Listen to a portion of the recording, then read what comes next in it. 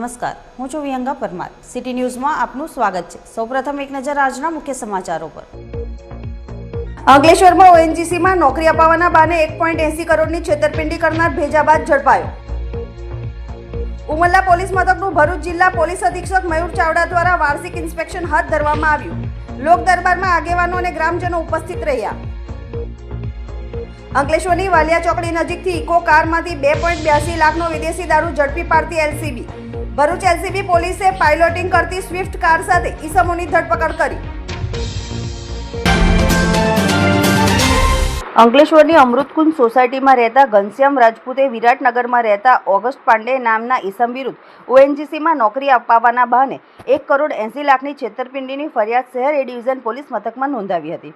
ભેજાબાજ August પાંડેએ નોકરી અપાવવાના બહાને નેશનલ ઇન્વેસ્ટિગેશન સિક્યુરિટી નામની સિક્યુરિટી એજન્સીનો લોગો અને તેના નામનો ઉપયોગ કરી તેમજ ઓએનજીસીના સ્ટેમ્પનો ઉપયોગ કરી લોકોને નોકરી અપાવવા માટે બનાવટી એપોઇન્ટમેન્ટ લેટર અને બાય ઓર્ડર તથા પોસ્ટિંગ લેટર બનાવી આપી તેમજ એનઆઈએસ અને એઈએનએના નામ ઓએનજીસી યુનિટ હજીરા, ખંભાત અને મહેસાણામાં નકલી આઈ કાર્ડ બનાવી આપી તેનો સાચા તરીકે ઉપયોગ કરી ઘનશ્યામ રાજપૂતના પરિવારના 10 વ્યક્તિઓ સહિત 50 જેટલા વ્યક્તિઓ પાસેથી રૂપિયા 1.04 તેમજ અન્ય 40 વ્યક્તિઓ પાસેથી રૂપિયા 80 લાખ મળી કુલ રૂપિયા 1.80 છેતરપિંડી કરતા શહેર એ ડિવિઝન પોલીસે ભેજાબાજ ઓગસ્ટ પાંડેની ધરપકડ કરી વધુ તપાસ હાથ ધરી છે. ભરૂચ એલસીબી પોલીસની ટીમ અંકલેશ્વર વિસ્તારમાં પેટ્રોલિંગમાં હતી. તે દરમિયાન વાલિયા તાલુકાના આમલા ભગાણ ગામનો સતીશ સોમા વસાવા તેના સાથીદારો સાથે સ્વિફ્ટ અને ઇકો ગાડીમાં વિદેશી દારૂનો જથ્થો ભરી વાલિયા તરફથી અંકલેશ્વર તરફ આવી રહ્યો હોવાની માહિતી મળી હતી.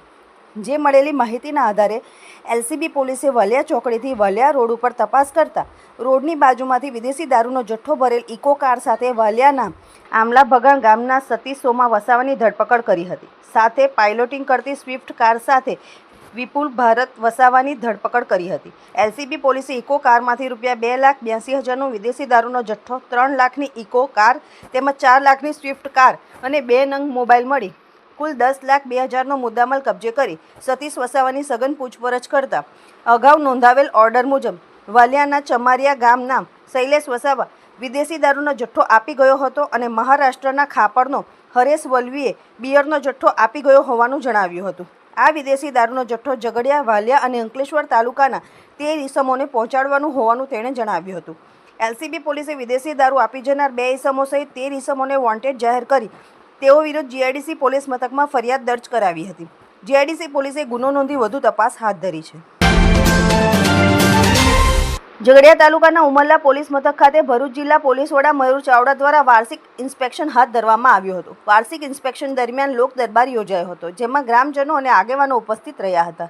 ઝઘડિયાના ઉમરલા પોલીસ સ્ટેશન ખાતે ભરૂચ જિલ્લા પોલીસ અધિક્ષક મયુર ચાવડાની અધ્યક્ષતા હેઠળ વાર્ષિક ઇન્સ્પેક્શન હાથ ધરવામાં આવ્યું હતું. વાર્ષિક ઇન્સ્પેક્શન સાથે લોક દરબારનું પણ આયોજન કરવામાં આવ્યું હતું, જેમાં ગામના આગેવાનો ઉપસ્થિત રહ્યા હતા.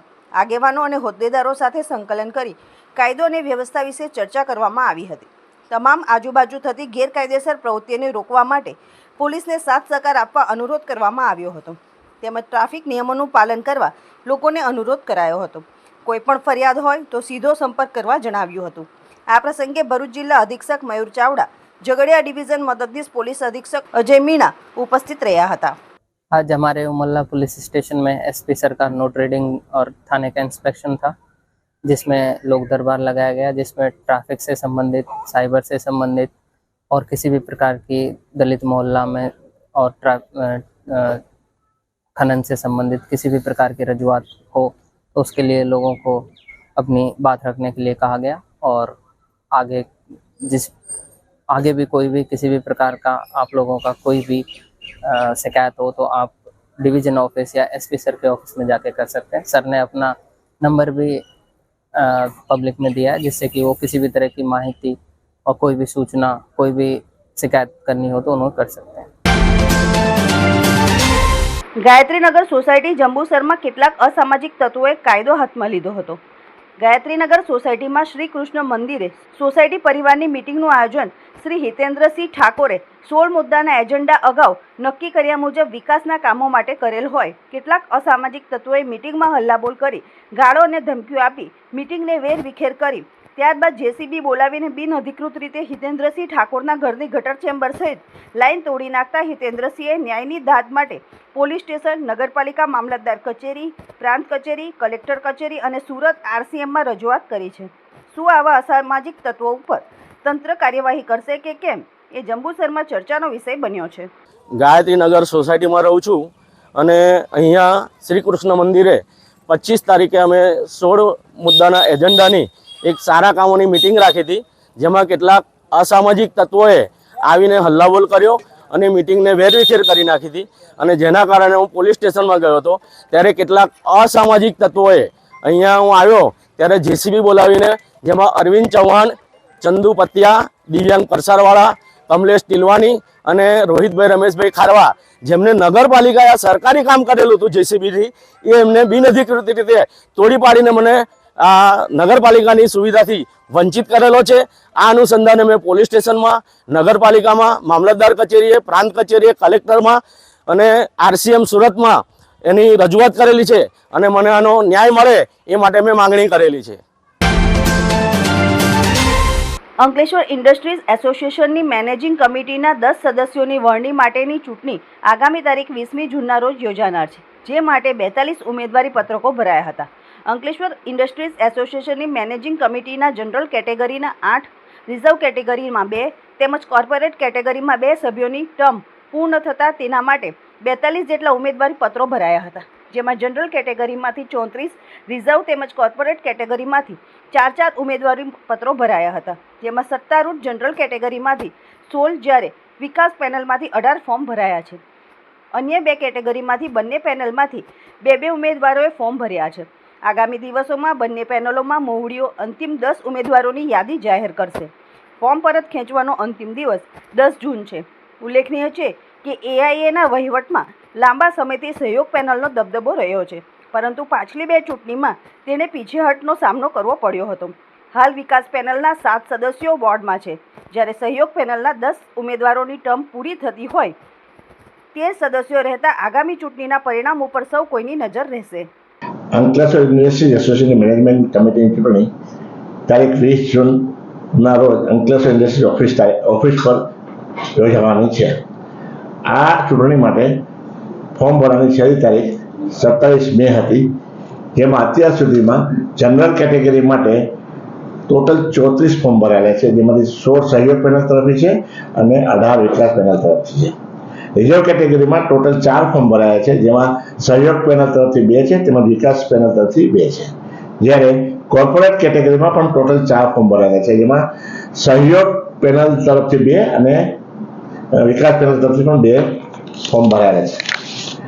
ફોર્મ ખેંચવાની છેલ્લી તારીખ 10 જૂન છે. 10 જૂને ચિત્ર સ્પષ્ટ થઈ જાય ટોટલ કેટલા ઉમેદવારો ચૂંટણી લડી રહ્યા છે અને 20મી જૂને ચૂંટણી યોજાશે. મળતી માહિતી મુજબ રાજપીપળાના નિઝામ શાહ પીરની દરગાહના પાછળના ભાગના રોડની સાઈડમાં આવેલ વીજળી ટ્રાન્સફોર્મરમાં ડીપી પર રાત્રિના સમયે શોર્ટ સર્કિટ થતાં આગના ભડાકા ચાલુ થતાં આ આગ ભડકવાથી રાત્રિના સમયે રોડ પર ચાલતા રાહદારીઓમાં ગભરાટનો માહોલ છવાયો હતો. તે દરમિયાન એક જાગૃત નાગરિક દ્વારા જીબીની ઓફિસ પર ટ્રાન્સફોર્મરમાં આગ લાગવાની સૂચના આપવામાં આવી હતી. વારંવાર ફોન કરવા છતાં કોઈપણ કર્મચારી ફોન ઉઠાવ્યો નહીં. 40 વાર ફોન કરવા છતાં ફોન પર કોઈ જવાબ આપવામાં આવ્યો નહીં. ફોન કરનાર જાગૃત નાગરિક જાતે જીબીની ઓફિસ પર પણ ફરિયાદ નોંધાવવા ગયા તો ત્યાં જીબીના કર્મચારીઓ ઓફિસમાં મીઠી નીંદર માણતા હોવાનો વિડીયો કેમેરામાં કેદ થવા પામ્યો હતો. ભરૂચ શહેરના માતડિયા તળાવ વિસ્તારમાં અત્યંત ઝેરી કોબરા સાપ જોવા મળતા જીવદયા પ્રેમીઓએ ભારે જહેમત બાદ સાપનું સલામત રીતે રેસ્ક્યુ કર્યું હતું.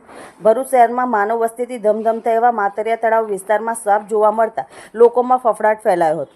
માતડિયા તળાવના ગેટ નજીક સ્થાનિક સોમાભાઈએ અચાનક સાપની હલચલ દેખાતા નેચરલ પ્રોટેક્શન ચેરિટેબલ ટ્રસ્ટના સભ્યોને જાણ કરતા ટ્રસ્ટના હિરેનભાઈ શાહ, રમેશભાઈ દવે અને વ્રત શાહ તાત્કાલિક ઘટના સ્થળે પહોંચ્યા હતા. તપાસ દરમિયાન સાપ ભારતના 3 મુખ્ય ઝેરી સાપોમાંથી એક સ્પેક્ટેકલ કોબરા હોવાનું બહાર આવ્યું હતું, જે અંદાજે 5 ફૂટ લાંબો હતો. ટ્રસ્ટની ટીમે કોબરા સાપને ભારે જહેમત સાથે સંપૂર્ણ સલામતી અને યોગ્ય સાધનો વડે પકડી માનવ વસાહતથી દૂર ખુલ્લા અને કુદરતી વાતાવરણમાં મુક્ત કર્યો હતો, જ્યાં તેને જળ અને ખોરાક ઉપલબ્ધ થઈ શકે. તો બીજી તરફ સાપ પકડાઈ જતા સ્થાનિકોએ પણ રાહતનો શ્વાસ લીધો હતો. ભરૂચની અલગ અલગ જીઆઈડીસીમાં આવેલી કંપનીઓ પૈકી કેટલીક કંપનીઓ સુરક્ષાના મામલે બેદરકાર છે. કામ કરતા કામદારોના જીવ સાથે રમત રમતી કંપનીઓના પાપે કેટલાક કામદારોની નાની ઉંમરમાં જીવ ખોવાનો વારો આવ્યો છે. આવી જ ઘટના વાગરા પાસેની જીઆઈડીસીમાં એલ્કેમી ફાઇન કેમ કંપનીમાં બની હતી. સુરક્ષાના અભાવ વચ્ચે કામ કરતા એક કામદારનું મોત થયું છે. મળતી માહિતી મુજબ 35 વર્ષીય સબુભાઈ નારસિંહભાઈ મખોડિયા, રહેવાસી અલ્કેમી ફાઇન કેમ કંપનીની કોલોની જુનેદ વાગરા, મૂળ રહેવાસી મુવાલિયા, દાહોદ નાઓ ગટર લાઇનમાં નાખવામાં આવતી સિમેન્ટની પ્રીકાસ્ટ ડ્રેનને બેલ્ટ બાંધી ક્રેન દ્વારા ઉપરથી નીચે ગટરમાં ઉતારતા હતા. તે વખત અચાનક હુકમાંથી બેલ્ટ સરકી જવાથી ડ્રેન સબુભાઈના ઉપર આવી પડી હતી, જેથી તેમના ચહેરા પર ઈજા પહોંચી હતી. તેમને ભરૂચ સારવાર માટે લાવવામાં આવ્યા હતા. હોસ્પિટલમાં પહોંચતા પહેલાં જ તેમનું મોત નીપજ્યું હતું. આમોદ સ્થિત બચ્ચો કા ઘર સંચાલિત મહેફૂઝા ઝેડ હકીમ સીવણ ક્લાસ ચાલી રહ્યો છે.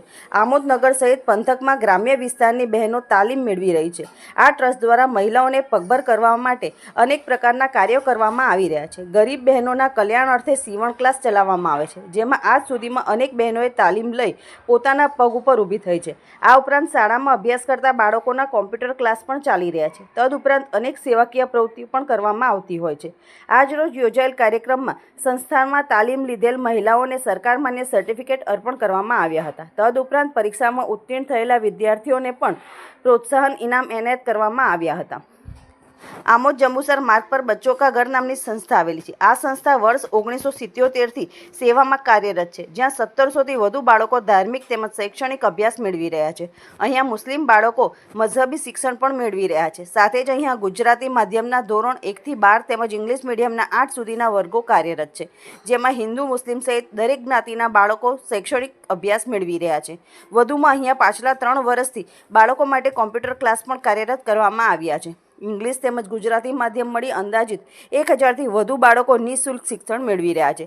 એટલું જ નહીં, બચ્ચો કા ઘર સંચાલિત રાહત દરનું દવાખાનું પણ આવેલું છે, જ્યાં માત્ર 30 રૂપિયાના દરે દવાઓ આપવામાં આવે છે. તેમજ સમયાંતરે અહીંયા આંખ ચેકઅપ, હેલ્થ ચેકઅપ સહિતના વિવિધ આરોગ્યલક્ષી કેમ્પનું પણ આયોજન કરવામાં આવ્યું છે, જે આસપાસના ગરીબ અને મધ્યમ વર્ગીય લોકો માટે આશીર્વાદરૂપ સમાન સાબિત થયું છે. ખરેખર બચ્ચો કા ઘર સંસ્થા એ પંથકમાં સત્કાર્યની સુવાસ પ્રસરાવી છે.